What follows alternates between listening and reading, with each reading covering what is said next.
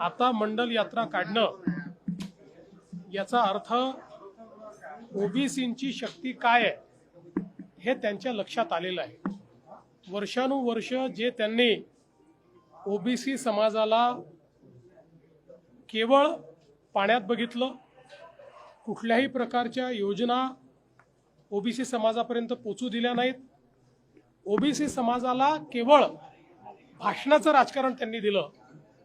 आणि म्हणून आज ज्यावेळी ओबीसी समाज हा दुरावलाय असं लक्षात आलं तर आता ते यात्रा काढतायत।